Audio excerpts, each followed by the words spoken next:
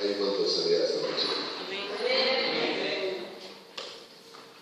No me escuché como a 4. Hay un manto de sanidad aquí esta noche. Ya fueron como 10. ¿Y sabes qué? Dios tiene algo tremendo preparado para nosotros. Porque ni aún llegamos nosotros. Y su gloria ya no estábamos. Estaba manifestándose en nosotros. Amén. No se deja que Dios te bendiga.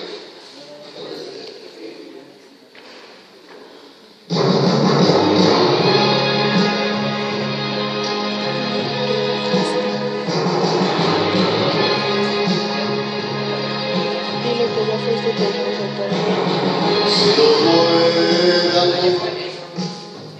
el faro, mi barco se hundirá. Hay un faro ardiente en el monte de la vida frente al mar. Cuando mi alma turbada sentía su luz,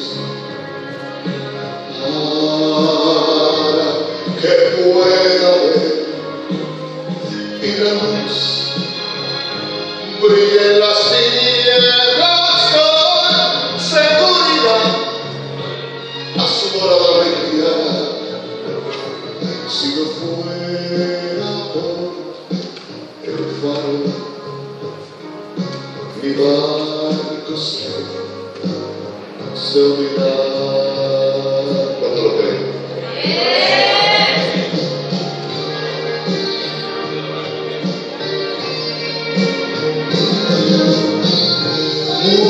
Mucha gente me rodea y dice: tú eres ese faro destruir, porque los barcos grandes por aquí no pasan más y ya no hay razón para que exista más.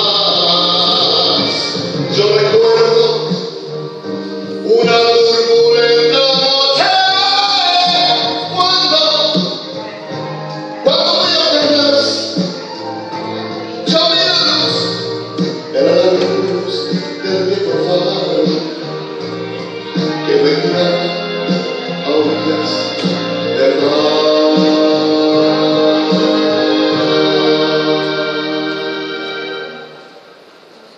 Y le doy gracias a Dios por el faro. Mi vida le debo a Él. Cristo es ese faro, y hasta la aurora su luz llegó. Me mostró una luz muy brillante, porque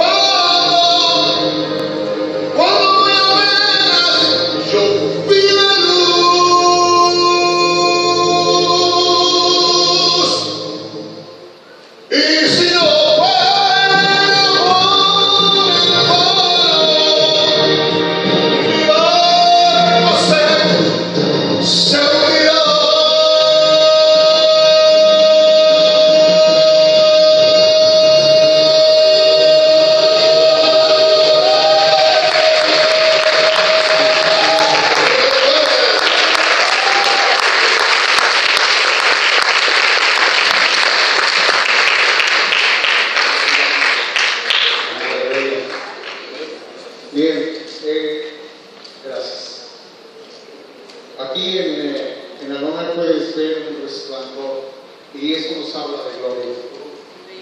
Cuando mi hermano está cantando este canto, quiero entender que en medio de la turbulencia, en medio de la oscuridad, cuando un faro está iluminando, dando señales a aquellos que están en la mar extraviados, ¿sabes qué alivio representa la luz del faro?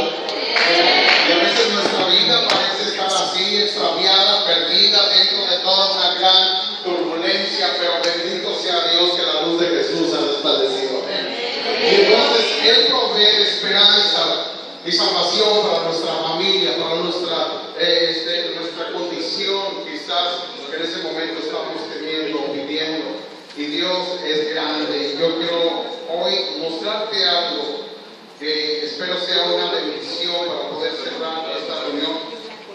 Voy a tratar de ser lo más breve posible por cuestión del tiempo, pero no dejando de darte todo lo que hoy creo que Dios tiene para ti. ¿Ok? Bien, te voy a leer rápidamente el capítulo 3 del libro de Segunda de Corintios capítulo 3, y dice de la siguiente manera desde el versículo 6: el cual asimismo nos hizo ministros competentes de un nuevo pacto, no de la letra, sino del Espíritu, porque la letra mata, mas el Espíritu vivifica. Y si el ministerio de muerte, dice,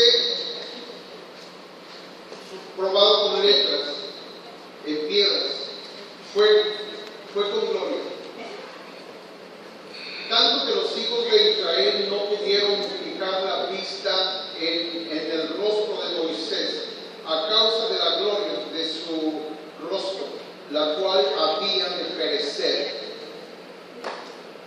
¿Cómo no será más bien con gloria el ministerio del Espíritu?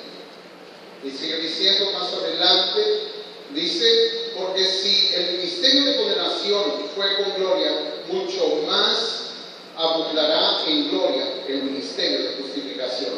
Porque aún lo que fue glorioso no es glorioso en este respecto, en comparación con la gloria más eminente. Porque si lo que perece tuvo gloria, mucho más glorioso será lo que permanece. Así que teniendo tal esperanza, usamos de mucha franqueza, y no como Moisés que ponía un velo sobre su rostro, para que los hijos de Israel no fijaran la vista en el fin de aquello que había de ser abolido. Bien, quiero decirte que la Biblia dice en el libro de Juan, capítulo 1, versículo 17, dice que la ley vino por medio de Moisés, pero la gracia vino a través de nuestro Señor Jesucristo, por medio de nuestro Señor Jesucristo. Ley y gracia son dos palabras que a veces parecen ser contrarias una de otra. Y a veces en nuestra mente no tenemos muy claro, porque no sabemos cómo encontrar realmente en estas dos palabras una afinidad. Pero quiero decirte que la ley no está en contra de la gracia, ni la gracia está en contra de la ley. Las dos cumplen un trabajo y una función. Y cuando nosotros estamos oyendo aquí algunas palabras que son importantes meditar en ellas, no es que esté exactamente la Escritura tratando, el apóstol Pablo hablando en contra o tratando de dividir estas palabras, sino más bien mostrando el trabajo que una palabra y otra tienen en nuestra vida como parte de algo que Dios está revelando en su palabra. Bien, te voy a compartir esto con todo mi corazón. Algo importante que vemos aquí en el capítulo 6, en el verso 6, es que encontramos que dice que la letra mata, mas el Espíritu vivifica. ¿Ok? ¿Qué quiere decir la Escritura con la letra mata? No está diciendo que la ley de Dios sea mala. No está diciendo eso. Está diciendo la letra mata, refiriéndose a lo siguiente, y lo podemos entender de esta manera, que el código legal que rige el antiguo pacto, donde fue dada la ley, lo que hace realmente es poner en evidencia las debilidades de nosotros los seres humanos, pero no provee los recursos para que nosotros podamos realmente cumplir con Dios, sino que nuestra debilidad queda en evidencia, pero no hace nada por nosotros. Entonces, lo que me está diciendo es que la ley viene solo para evidenciar que nosotros somos infractores de ella, que nosotros somos pecadores. Y la ley no tiene nada que ver con eso, simplemente la ley pone en evidencia lo que nosotros realmente somos, porque Dios establece sus leyes, sus mandamientos, pero nosotros venimos y caminamos en contra de los mandamientos, en contra de los principios y las ordenanzas de Dios. De manera que a través de la ley que Dios ha dado, ninguna persona puede llegar a ser salva. ¿Ok? Entonces, algo importante que la Escritura nos dice en el capítulo 7, versículo 7 del libro de Romanos.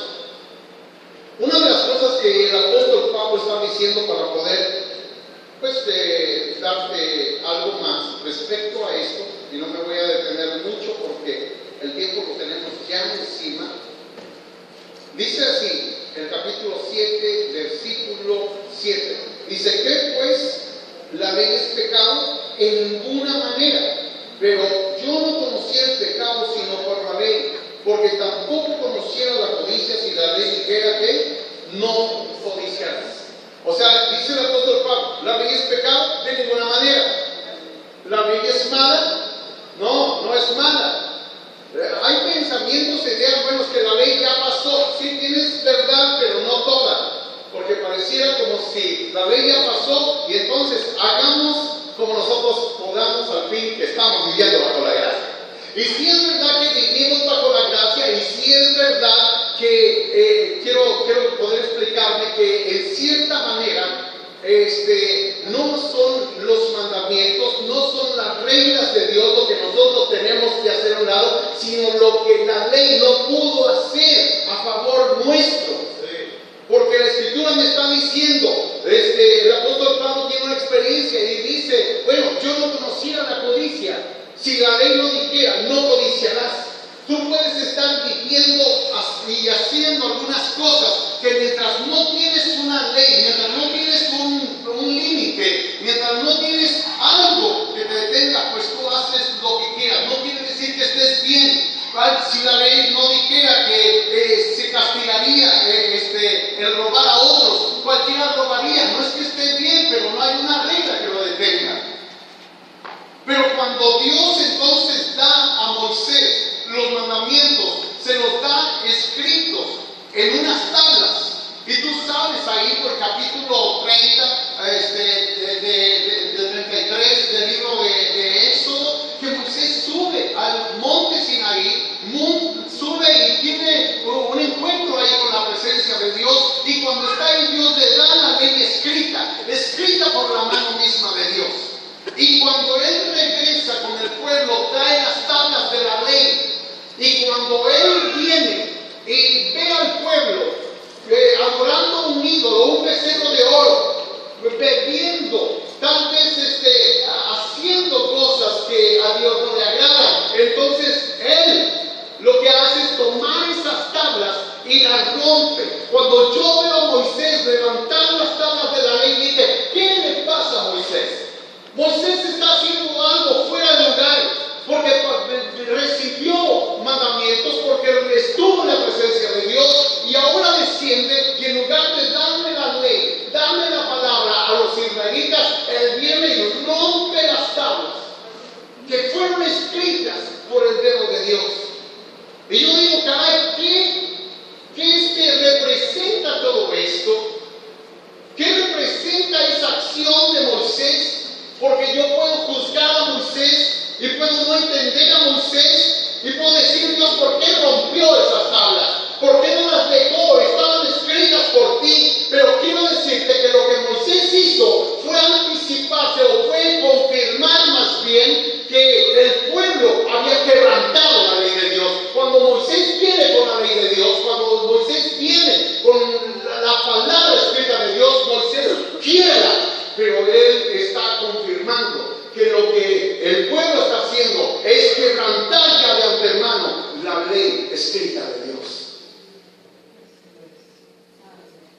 Es tremendo, ¿o no? Porque lo que encontramos aquí con el apóstol Pablo dice, yo no conocía la codicia, si la ley no dijera, no codiciarás.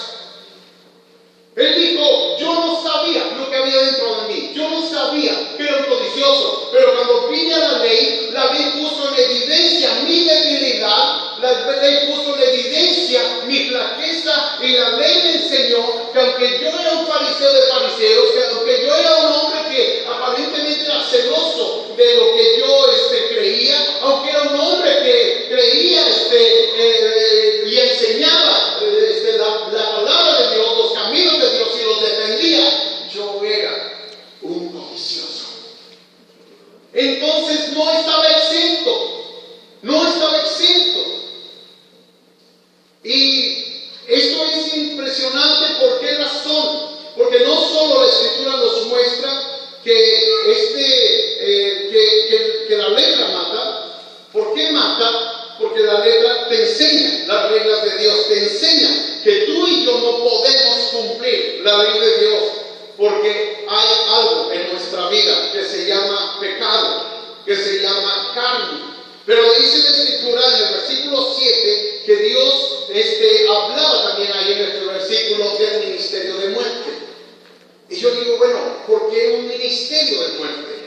No es que la ley sea mala, no es que la ley tenga que ser quitada, desaparecer, no. Pero la forma en la que en ese tiempo los hombres venían y recibían el impacto y el efecto de una ley escrita que no proveía la fuerza, el poder para ser cumplida, lo único que hacía es que se activara todo lo opuesto a lo que Dios decía.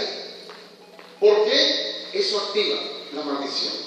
Entonces la gente solo veía enfermedades, la gente veía tristeza, la gente vivía una destrucción muchas veces en las relaciones familiares, y tú encuentras que en este tiempo es lo mismo.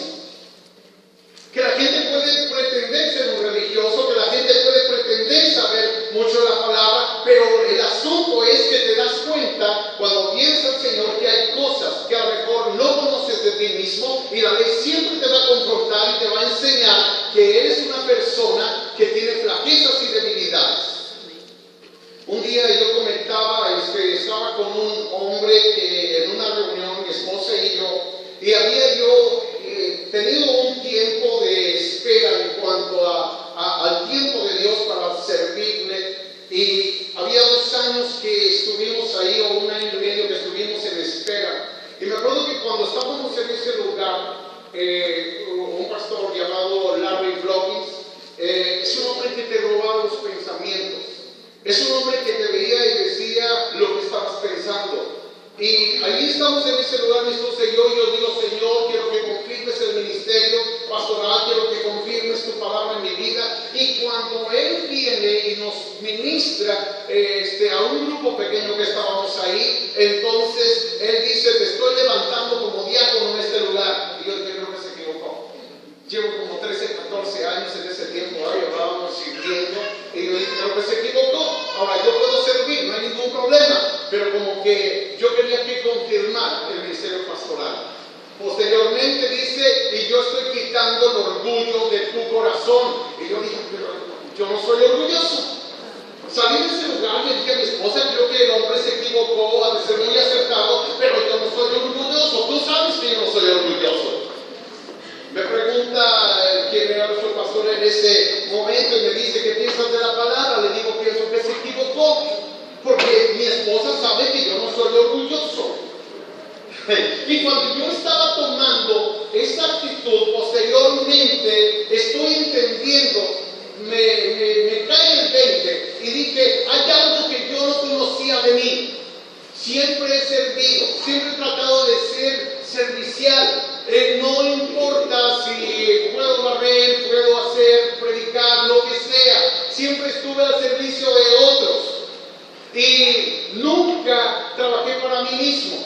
Nunca enfoqué la atención de mi trabajo, de lo que hacía, a mi persona. Y yo decía que no era orgulloso, pero me pasó lo que al apóstol Pablo.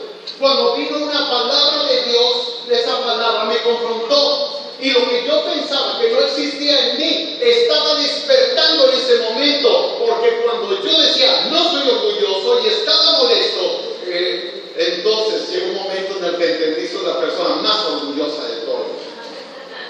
Dios dijo, ¿verdad? Pero cuando no viene una palabra, mientras no viene una palabra y no eres confrontado con una palabra, hay cosas que están ahí sin que tú las identifiques. Entonces la ley de Dios viene para confrontar nuestra vida, viene para enseñarnos que sí hay cosas que necesitamos cambiar, pero el problema es que la gente en el Antiguo Testamento o el Antiguo Pacto se quedaba solo, siendo evidenciado su problema interno, entendiendo que la ley había hecho eso, mostrar solo su debilidad, pero se quedaban con una carga tan pesada y tan grande.